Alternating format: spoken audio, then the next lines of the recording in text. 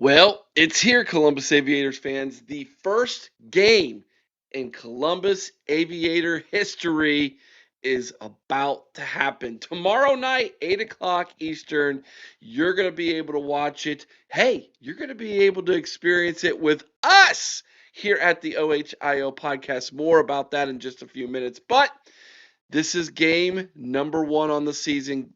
So we're going to preview the game between the Aviators and the Orlando Storm right here on the OHIO podcast. Let's not waste any more time talking about it. Let's just do it. The first week of games is upon us. Of course, last night, the Birmingham Stallions and the Louisville Kings played in an exciting 15-13 contest where the Stallions were able to win in a game where it seemed like neither team wanted to win at times, but defensively had a lot of really good moments in that football game. Of course, today we got two more great games for you. The DC Defenders and the St. Louis Battlehawks. They're going to do battle at noon Eastern today. And then, of course, later on today, we have a second game for you. The Houston Gamblers and the Dallas Renegades, the battle for the Lone Star State for you, and the UFL. And then tomorrow night, 8 o'clock Eastern, the Columbus Aviators take flight for the first time ever in the UFL as they head to Orlando to take on the Storm tomorrow night on ESPN at 8 o'clock, ladies and gentlemen. That is the first week of games in the UFL. Now, I have a question for everybody. Where will you be watching the opening game on Sunday night? That is the question. Let me know in the comment section below where you plan on watching tomorrow night's football game. Hey, and we also want to invite you to come watch it with us. Yeah, turn it on your television, turn us on maybe on your phone, your tablet, or on your TV, whatever you prefer. We're going to be live streaming the game tomorrow. Tomorrow night, myself, my co-host Dylan Kuhn, the Columbus Aviators, the Orlando Storm. Tomorrow night will be on YouTube. Probably sometime around 7:45, kicking it off tomorrow night right here on our YouTube channel for the Columbus Aviators. We would love to invite you to come and be a part of this exciting event tomorrow night with us right here on our YouTube channel. So make sure you hit that bell, ring the bell, subscribe to the channel, ring the bell so you get notified. You don't forget about tomorrow's exciting game for you right here on the OHIO Podcast YouTube channel for the Columbus Aviators. Again, let us know where you plan on watching tomorrow's inaugural game for the Aviators as they take on the Orlando Storm down in the comments section below. All right, let's talk a little bit about this game, okay? We learned some things last night. Defenses way ahead of the offenses at this point. Makes sense. First game of the year, offenses maybe aren't as in sync at this point of the season as they will be later on in the second half. That's to be understandable at this point, correct? So, but there were some really bad turnovers and really bad miscues. There was two missed extra points and a missed field goal by the kicker for the Birmingham Stallions. So that's 5 points that they left on the field. There was a turnover on a first and goal at the goal line where the running back had the ball knocked out of him for the Kings that ended up being a turnover right before halftime. That's 6 points that were left right there on the field. So there was also a bad turnover to open the game where the tight end was juggling it and put the Stallions in good field position in drive number for their first drive of the season to start the game. Here's the thing: which team can play cleaner? That to me is what I took away from game number one and just watching that opening game last night in Louisville was if Columbus can go down into Orlando and play a clean game where they don't turn the ball over, where they're not making bad mistakes on offense or defense, where they're making their field goals and extra points. That's going to give them a massive advantage in this football game because it was obvious last night both teams looked kind of like it was more of a preseason feel to it. So this first week is critically important. And listen, when you only have 10 games in your season, which is the case because there's only 8 teams here in the UFL that they're playing against here. When you look at that scenario and you understand that, listen, we have to be one of the top 4. That first game, if you can sneak into Orlando, play a clean game, and come away with a win, maybe when you're not all in sync yet as a franchise, as a team, that would be huge for the long-term success of this season for Ted Ginn Jr. and these Aviators here this season. So play clean, don't make mistakes. Don't have bad turnovers. Let Orlando be the team that's making mistakes and turning the football over. You capitalize on those. Get out to a nice little lead here. You can come away with a win in week number 1. That's kind of the way we're looking at this thing. So let's preview this football game a little bit today. Let's take a look here at the head coaches. Now, this will be Ted Ginn, or as we call him here in Columbus, Teddy Ginn Jr. It'll be his first game ever as a head coach. Now, last night, again, I'm going to lean on last night's game here. In Birmingham, first time head coach, didn't seem overwhelmed by it. Very cool, calm, and collective. Leaned on his veteran coaches to make calls, to kind of I guess, formulate the way that the game would go on offense and defense for him. And he just kind of CEO'd it and managed it all.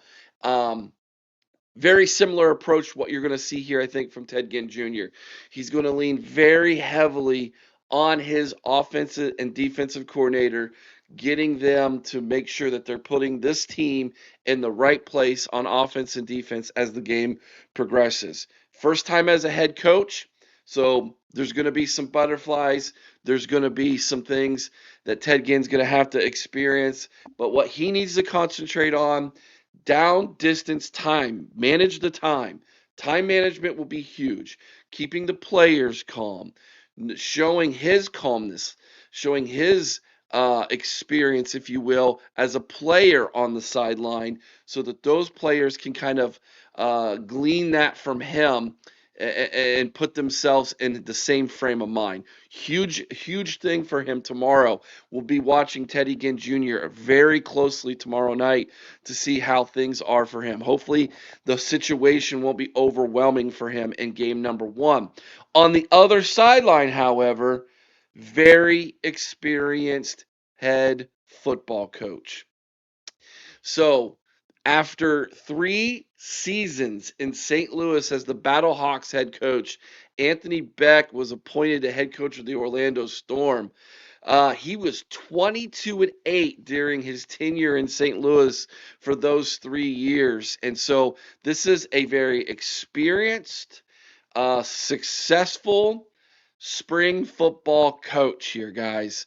This is somebody who obviously knows exactly how to put a team in the right situation day number 1, game number 1, which is why a lot of experts are calling for Orlando to get the win in week number 1 because they're going to be relying on this man's experience in doing this before. So it's going to be very, very interesting. Can Ted Ginn Jr. in game number 1 outcoach somebody who is going to be going into game number 31 as a head coach in spring football? Big difference there in experience between Teddy Ginn and Coach Beck. So this is going to be advantage Orlando, obviously, but we will see what goes down there in that situation in game number 1. Now, right after the head coaches and you kind of compare and contrast them, let's look at the quarterback situation. And here is where I believe the Aviators have an advantage. Okay. This is Jalen McClendon. This is going to be the quarterback for the Aviators in game number 1. We've talked about him before. We did pretty much an entire video about him, but so I'm not going to go in too much detail here about him. But he was 4-2 as a starter last year in this league for Houston.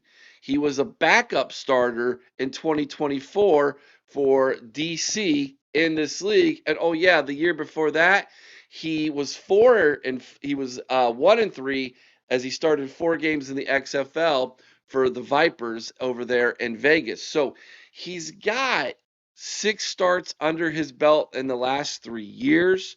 He's thrown 228 completions on 362 passes for 63% completion percentage, 2,466 yards in those 3 years, 11 touchdowns to 5 interceptions.